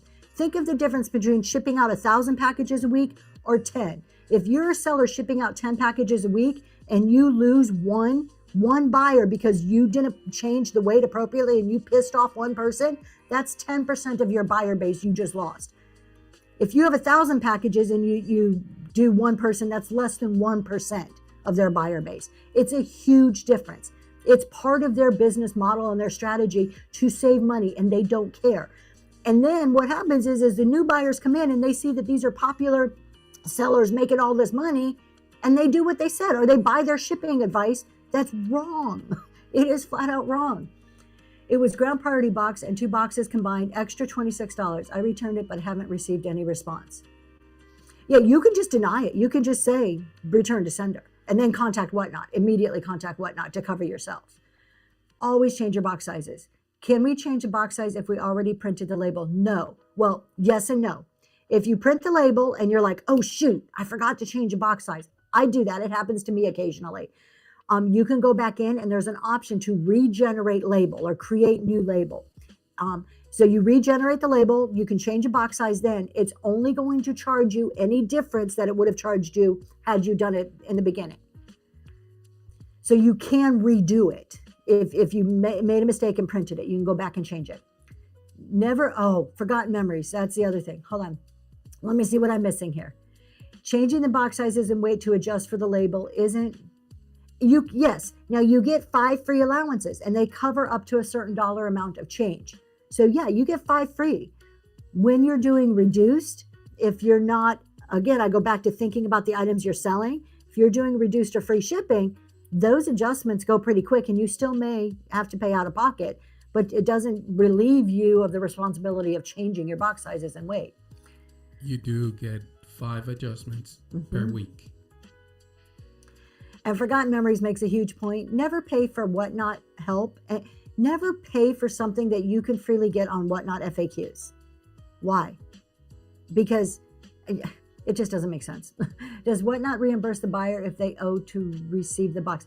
Yes. Now, it used to be they just gave you Whatnot credits, but the Bird Theory was saying that they actually get their account reimbursed. So they may have changed that since the last time I became aware of it. Yes, Seller Academy, Whatnot, help.whatnot.com, shipping advice, how to set up your shipping profiles, how to pack a box, how to set up a show, all of this information, how to create your thumbnails. I mean, some of that may go into Canva, that's a little bit different, but any function within Whatnot, they spend a lot of time and money, a lot of human labor to create all of these FAQs for you. That's part of their job, is operating a platform. That's free information to you. And as a seller, you're already paying for that. Your 8% you pay on your sales helps pay for Whatnot to maintain those FAQs. So you're already paying for that information. Why are you then going to a seller and buying a PDF on how to set up your shipping? You've already paid for that for Whatnot, and it's in your FAQs. Don't pay for it again. It just doesn't make sense. Hold on. Let me go back up. What am I missing? Beth kept saying, I pay out of pocket almost every show on reduced shipping. If you're doing it right, you will. If you're doing it right, you're going to pay. The only time I say that you probably won't, like on these shows, when I'm doing $4.50 shipping and I do very small items, I may pay $2 or $3. Maybe I don't pay a lot on these shows. My Saturday shows, I pay about 15% of my gross revenue in shipping costs every Saturday show. I do $4.50 shipping. I know this going in. It is part of the model I set up. I'm willing to absorb that cost because having shipping at $450 encourages people to buy. So you got to think through it strategically. But yes, if you were doing it correctly, you're probably going to pay a little bit, but it also encourages more sales. It offsets. So will Whatnot cover up to 2 cubic feet, or is it less with those adjustments for box sizes? I was right. Whatnot will cover up to I think it's 2 cubic feet, the 12 by 12 by 12, which is, when you multiply it, what's the numbers, 10 something? I don't know off the top of my head. Multiply 12 by 12 by 12, that's the amount. So you can do a 14 by 12 by 10. That's the same as 12 by 12 by 12. There's different measurements that are the same. The minute you go over though, 23 inches, I think, on either side of a box, you're instantly charged like a significant amount. You can also just ask chat, get written anyways, there you go. I average about 10% of sales out of pocket per show for max shipping and size adjustments that are covered. Yeah, we're about in the same boat there. I'm down about 15%. When I was doing free shipping, I was paying about 30 to 35% in shipping cost. So we got a few more pre-bids. We're going to go over and take a look at those in just a second here. Yes, anything you pay in shipping, you need to record it in your accounting records, and then it is also a tax deductible expense at the end of the year. All right, we got a few pre-bids. Let's do these and then we'll keep talking. We're getting there. Let's see. I do want to tell you about two things coming up soon. All right, let's do this bird here. She is cute. I did put in the description that one of her little petals here is broken off. I don't think it changes her beauty though. So this is a Lefton. Let me pin her. So it is a Lefton. It's a bluebird, but you can see her little pink petal right there is missing one petal. Other than that, really good shape. We have our Lefton mark there on the bottom, Lefton tag. It says that it's a bluebird. Porcelain, and 4.5 inches tall, running right now. Thank you so much, Bumming with Nana. I appreciate that. Thank you for your bids on this. Molly, young artist, have a great day. Thank you so much for being here. Leslie's Gems, congratulations. That is going to you. Thank you. All right. Oh, look at the pretty Dresden lady. Let's see. Well, all of my shipping costs are tax. Yes, all of your shipping costs are tax deductible. Forgotten memories? 100%. All right. Look at this pretty girl. So this is actually a Dresden art. Actually very collectible. I did not realize this until I got her, and then there's a gentleman in the bin that are both Dresden. And I did a little research because I saw the little marking there on the bottom. I'm like, what does that say? And I researched it and I found out these are actually very collectible. So she's porcelain, but then this is like a fabric of some sort that's kind of very, very stiff that's on the top of it. But the rest of her is porcelain. She has her little fan. So you've got this regal lady sitting on her throne. And of course you do have, that is a Dresden mark there on the bottom. And she is in perfect shape as far as I can tell. I have not seen anything wrong with her. And it's running right now. And she has her matching lover. We have those courting couples. She has her matching lover in the bin.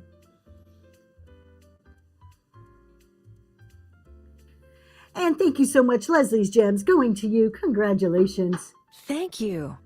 Free shipping isn't bad now. Everyone should do it. Joking, it's crazy. Yeah, free shipping.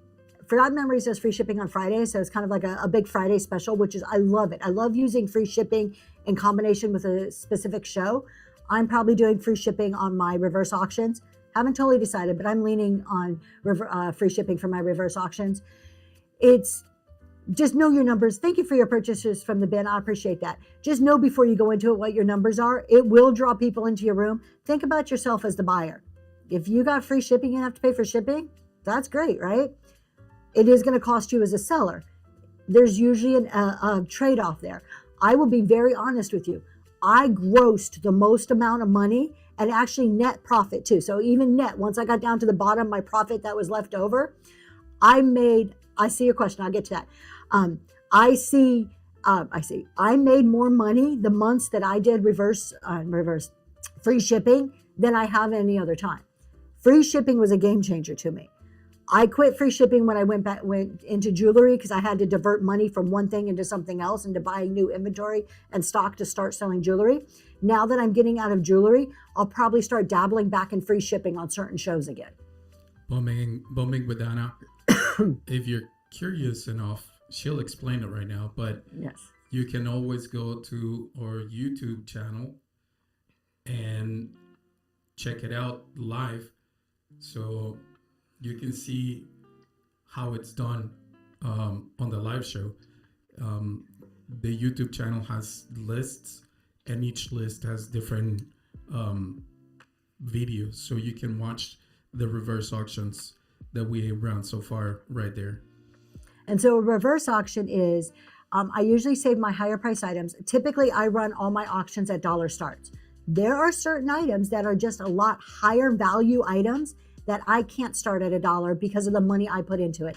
That risk of loss is too great for me to start it at $1. So those I do in a reverse auction. The reverse auction, basically, I will pre-list everything. I usually do about 20, 25 items, so it's not a huge auction. And it'll say, let's just take a swung base. I would have a swung base, and I would list it for like $100. So I list it for $100. That's not necessarily what I'm going to run it for. That's where we start. So I put it up here, and I tell all about it, and I say, okay, 100, 95, 90, 80, and I count backwards to a certain base amount that I don't disclose, but there's a spot where I'm going to stop. When I get anywhere in there, when I'm counting down, somebody could put an R in the chat, and that's the price I will run it for. At that point, it's open for bidding at whatever price. So I can start at 100 and go down to 60, and somebody put an R in the chat, and I'll start the auction at 60. I just edit the price really quick, and it runs, and it's open for bidding. What does that do for me as a seller and for you as a buyer? For me as a seller, I have a floor. I'm not going to tell you what my floor is. Now, the part of the trick to this is I'm only going to show this item one time. If I get to my floor, in my head, if my floor is 50, I get to 50, I say, okay, y'all, thank you so much. I put it off. I will not bring that item back out again. Okay. So you better get it while it's there. So that creates some FOMO, creates some urgency. It also protects me because my floor is at a base where I know I'm getting my costs covered and I'm making a little bit of money. It gives the buyer the advantage of, you have a buyer in there saying, you know what, I don't want to pay 100, but I would pay 70 for that. So they're waiting till it gets to 70, and then they'll say, run it. Maybe there's another buyer that will buy it for 80. They're going to start the bidding at 80. They're going to put the R in the chat before another buyer. So it gives me a chance to make some money, gives a buyer a chance to kind of pick where they want to start bidding at. It works good. It works really good. It's exciting. It's a different way to do an auction. Whatnot's not technically set up for it. In a real reverse auction, the minute somebody bids on it, that's the price. There's no extra bidding.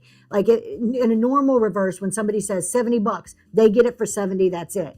Whatnot's not set up, so I run it at that, which then opens it up to other people can bid. Quite frequently, you'll get 2 or 3 bids on it at that point. Pretty often.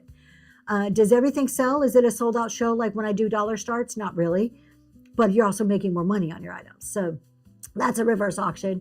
My next one is next month. It's already listed, so you can bookmark it and come and see it. No, you cannot play Spotify unless it is the royalty-free Spotify. So a lot of people will ask Alexis to play stuff.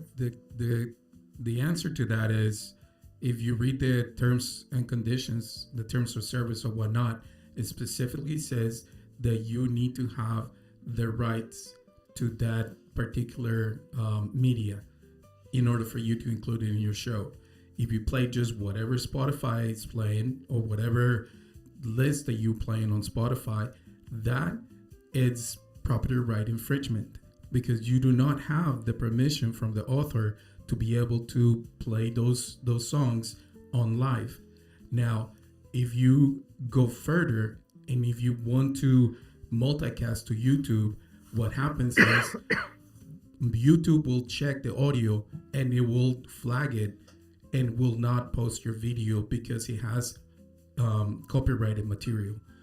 If you want to do the Spotify, there are a bunch of different lists that are royalty free. Royalty free, it's allowed for you to be able to play. Now I can raise the volume a little bit and you can listen to our audio. So yeah, we always use royalty free.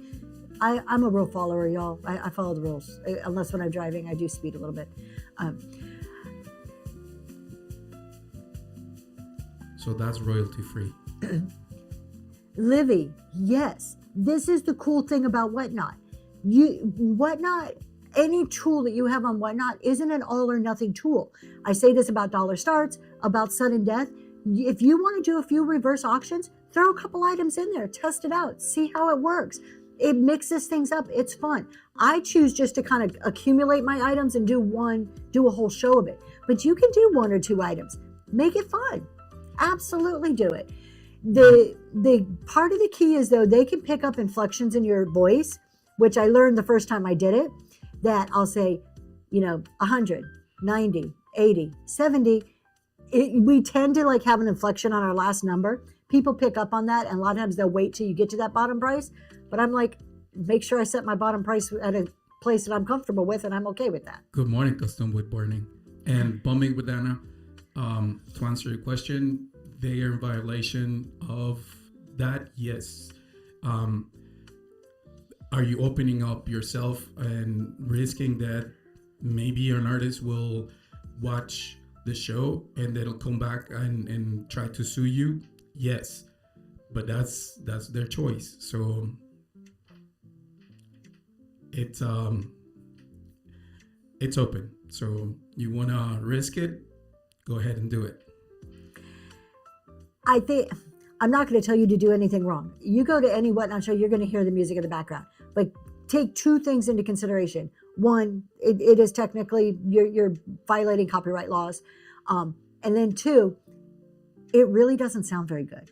It just doesn't. There is a difference in quality if you're playing music through the system versus playing in Alexa. There's a for the listener, for the person in your show, the quality that they're hearing is extremely different. That is also true. The especially if you're using a cell phone, the microphone on the cell phone will fight over what sound to pick up. And in most cases, if you have a speaker, a Bluetooth speaker in this case, and the microphone that when you're talking, it's going to sound distorted. It's not going to sound very crisp. So like I said, it's your choice. And it should be complementary to what you're doing. I'm in Pennsylvania, Mamas, southern Pennsylvania, just north of the Maryland border. There, you also have to think there's more to it, and maybe you don't want to go this deep. We'll talk about multicasting in just a second. I just want to make one quick point here. You might not want to go this deep. These are the type of things that excite me to think about. Is there is a whole psychology behind music too. So think about the stores you go into, what you see, what you smell, what you hear. Well, we obviously don't have, smell here on Whatnot, but we do have visual and we do have the hearing part of it. So there's a psychology. Jazz music has been shown to increase sales significantly. So there's, classical music tends to be more relaxing. So there's different music that will complement the atmosphere and the environment and the experience that you're trying to create for your buyers. So use it appropriately. It's no different than how you're using lighting or how you're using your backdrop or anything else. It should be used to make the experience better for your buyers, not just any old music because you like country music and you can't work without country music. It's not about you. It's about the experience you're creating during a show. Northern Mitten. So that's completely true. You can always put on an earbud and listen to your own music. There you go. And the way you want to. So that's a great point, a great idea. The benefits of multicasting for Lush Life is one is just exposure, social media. But then you also have that video that you can take clips from that you can put to any other Instagram or whatever to try to drive more business to your Whatnot. Or just to try to increase, maybe you're trying to monetize some other type of social media. So that's one way. We also get people watching our shows on YouTube. So, which to me is amazing. I'm like, wow, you came to watch my show. But we have slowly increased, and every week it gets bigger and bigger. So people will watch your shows on YouTube. When you're on YouTube Live, there's a little QR code that they can click on and come on into Whatnot. That's your referral code. So it could bring people in under your referral code, which you get money for if they do that. So there's a lot of benefits to it. Also, historical benefit too. You can go back to the YouTube channel and you can rewatch your own shows, criticize your own shows, and make adjustments or judgment calls on how to improve your lighting, your camera feed, your frame, everything that you can. As for the music, how I get it that crisp, I don't use OBS. What I use is a mixer, sound mixer, and then I feed the audio into the sound mixer, and then after that, through a whole bunch of other equipment to be able to send it out to you guys. You can use OBS if you like to, and that's another option. If you have any questions, you can always DM Zoe's Tmod. I'll put it on the chat for any technical advice. You see that? Mama just told us in PA, there's a law that says the husband cannot purchase alcohol without the wife's written permission. There we go. From now on, he's not a drinker anyways, but I love those odd rules like that. Those are always the ones that make you win when you play trivia or when you know all the odd rules. Can I stream live on several platforms? Yes, you can. We do Facebook. Well, it's just Facebook and YouTube are the only two, right? That you can stream simultaneously on. You can multicast directly from the Why Not app to YouTube, and Stitch or something. Facebook, There's some gaming and site. Twitch, Twitch, YouTube, and Facebook. Yeah. Now, if you use I like this house. OBS, you can set up a whole other array of different platforms, but each one has to be set up a little bit different. Yeah. I was still waking up, but can we not use Ground Advantage boxes here? What if we are reused? Yeah, you can reuse them. What the Ground Advantage boxes I'm talking about are the free ones you get from Poshmark. If you go to Poshmark and you order a shipment of these boxes and they're sitting in your shipping area, don't use those to ship your whatnot stuff. You're violating your terms of service on Poshmark. Why? To just follow the rules for Poshmark. Now, if you get one, I have one sitting back there that somebody used on whatnot to send me something. I will reuse it as a recycled box. To me, that's no different than recycling an Amazon box that gets sent to me. If you don't have a following, it could help you to stream, yes, because you could try to build your following in both places and bring people from the other one, from one to the other. The other thing is if you're doing any type of community chat show, even if it's not a seller support, you just want to chat with people. How many of you go into these chat shows and it's like, oh, go buy a sticker if you want to rewatch this? I hate it. I don't hate it that they have to do that. They're doing it. I hate that they have to resort to doing it. I'm not getting on the sellers that are doing it. I don't like that there's no mechanism built in besides YouTube for people to rewatch a show. I don't think on community shows that people should have to pay to rewatch them. And I understand completely that the sellers who have to sell stickers are doing it because Whatnot took their mechanism away. So I'm not getting on the sellers. It's the that there's not the structure there for them to take advantage of. So multicasting to YouTube for me replaces me having to sell $1 sticker. You can go to YouTube and watch it for free. How about if you see a horse, you must pull over, cover your car with a tarp, it blends in and wait. Oh my gosh, Mama, if I had to follow that, I would never go. I live in Amish country. I see horses and buggies and stuff every single day. I would never get anywhere. Good morning, What Liz Likes. Good morning, What Liz Likes. I was quoting you earlier about your customer service. And I gave you full credit, how you said to handle refunds, because I really like the fact that how you said it is to acknowledge a buyer's feelings, put yourself in their spot and acknowledge their feelings. So I was telling everybody that you said that. It's your series last night, so I just popped into the beginning. Oh, thank you, Auntie Barbie. All right, we got another pre-bid. Let's go ahead and do this one before we end because we're getting close. I do have to work today. I got to go do the 9 to 5 thing pretty soon. Auntie Barbie. We're going to do this too. The CEO challenge. We're waiting to make sure that the sellers are okay for us to be able to post the content in order for us to post the show. So the show, if they all agree with the content, then we might be able to release the whole entire 2 hours of the train on YouTube. Yeah, and Daisy Lane makes a really good point. If you don't want to mess with the OBS, the recording, going to YouTube, if you don't want to do all that, you can screen record. I don't do that because I have my husband, but it is a really popular and pretty easy way to screen record. I can't tell you how to do it, but if anybody, Daisy Lane or anybody, if there's an easy instruction for for people who don't know how to screen record. If you can share that, that would be wonderful. Because I know morning. that it's something that people use frequently. Good morning, Looking Glass Lane. Okay, we're going to go ahead and do these really quick. Will you switch your camera over? We have a pre-bid on this. So I want to do this before we go. And then I also have another thing. So we have 2 of these. They're going to be sold together. They've been around. You can see that there's some marks on them. Full disclosure there. But they do have really pretty butterflies. I'm covering up the little hook where you hang them. And then you got this guy. He's a little bit less beat up than this one. So, but we're going to sell both of them together. They are about 5 inches in diameter. Bummy Widana, I'm not And sure. running right now. I'm not sure because we don't use Android. I'm an Apple user. I don't like Androids. I tried them and I don't like them. And what Liz likes is probably going to hate me for saying that. Crystal Lynn, thank you so much. But Thank yeah, you. I find Android to be a little bit annoying. There's a lot of people that love them. And I'm a computer science major. So I don't like them that much.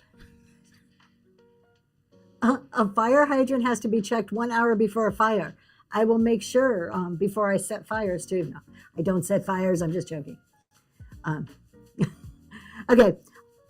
From now on, I am going to start every Monday and every Wednesday doing one piece of jewelry. We are slowly liquidating our jewelry. And this is one of my ways to try to start to sell off my jewelry that I have because I don't have a whole lot, not enough for a whole nother show.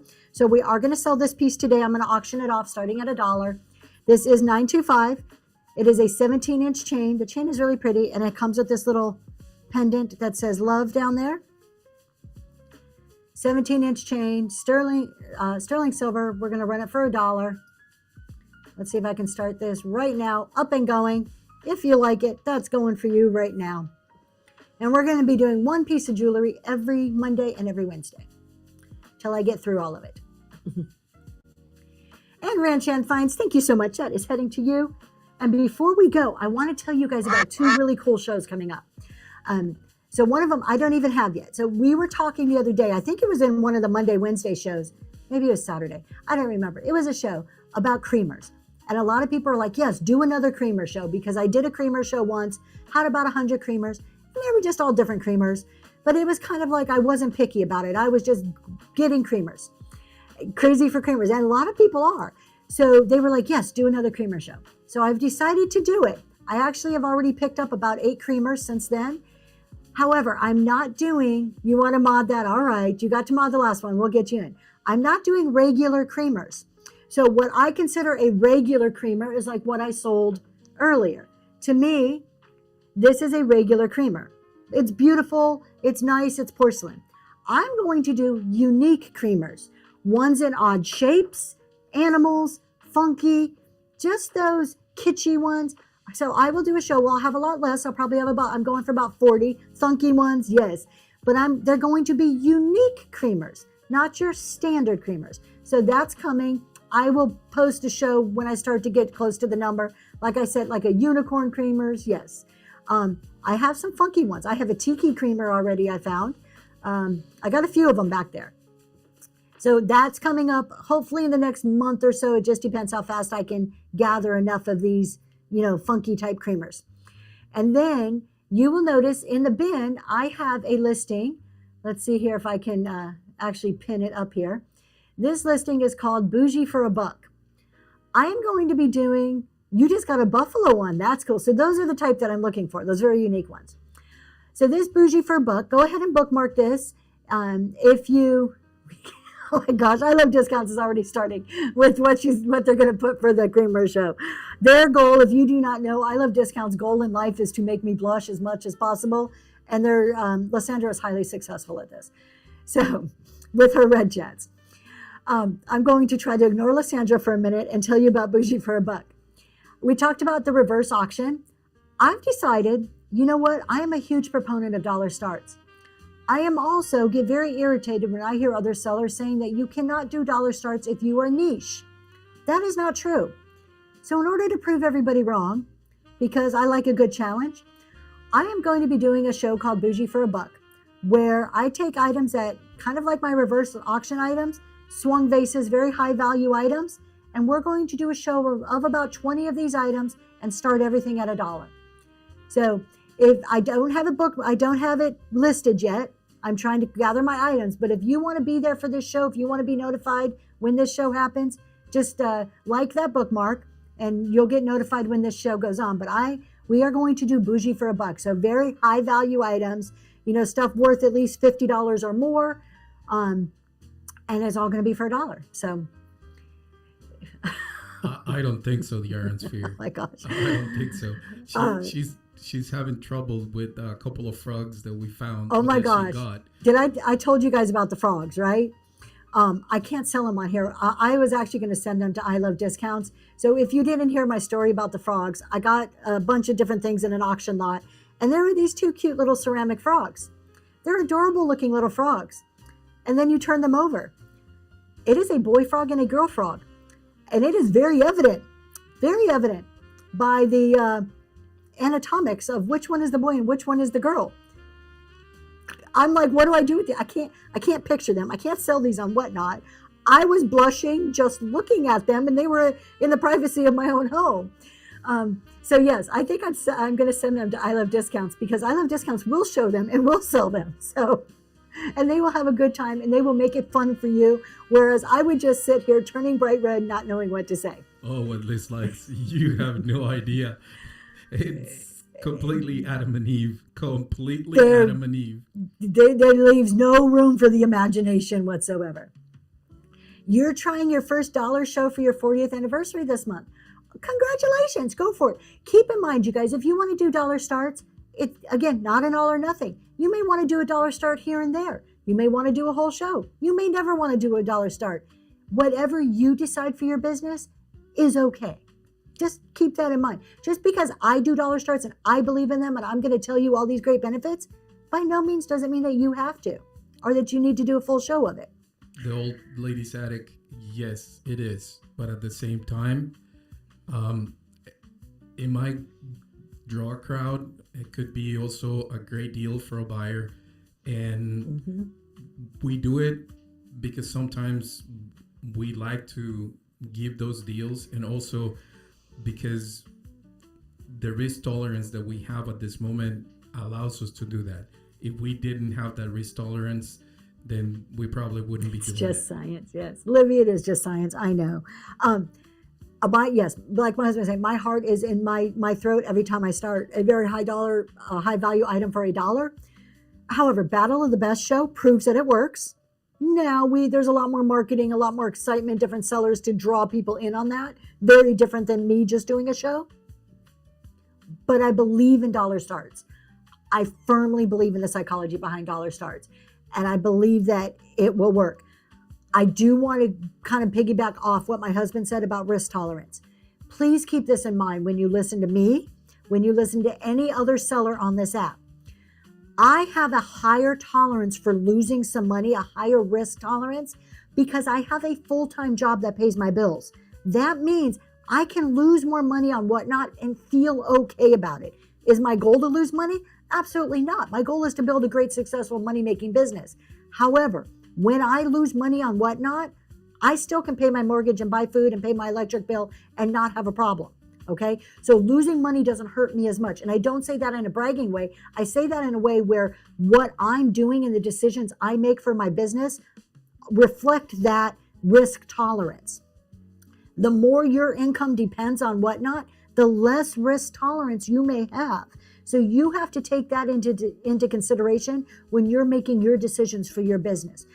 So that's part of the problem when we go and listen to everybody else, is that those are factors behind the scenes that a lot of people, we don't know what it is for somebody else. Somebody may tell you, oh, you can only do it this way. Well, because it works for them and the circumstances that they deal with in their life maybe not work for you. So I disclose it here because I do know that I do things that can be extreme. I have done free shipping. I will do at other points. I will do dollar starts. So I do things that may look extreme. However, at the same time, I'm going to tell you the business concepts behind it and why I've chose that.